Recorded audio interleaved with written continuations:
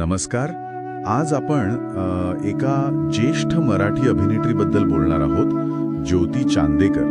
नुकतंच त्यांचं निधन झालंय. हो, खूप दुःखद बातमी आहे. त्या केवळ तेजस्विनी पंडित यांच्या आई म्हणूनच नाही ओळखल्या जात, तर अलीकडे ठरलं तर मग मालिकेतली त्यांची भूमिका पूर्ण आजी. हो, पूर्ण आजी अगदी घराघरात पोचल्या होत्या त्या. बरोबर.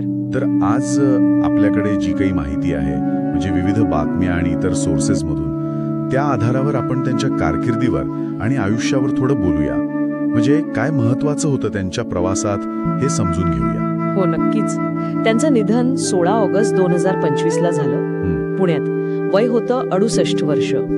त्या काही काळ आजारी होत्या, म्हणजे हॉस्पिटलमध्ये ऍडमिट होत्या. हो, ऐकलं होतं. मृत्यूचं अगदी नेमकं कारण नाहीये आपल्याकडे स्रोतांमध्ये, पण हे माहितीये की गेल्या वर्षी पण त्यांना त्रास झाला होता, मालिकेच्या सेटवरच. अच्छा. हो, त्यांची सोडियम लेव्हल कमी झाली होती म्हणे, आणि त्यामुळे मग त्यांना 2 महिने विश्रांती घ्यावी लागली होती. बापरे. आणि तरीही त्या परत कामावर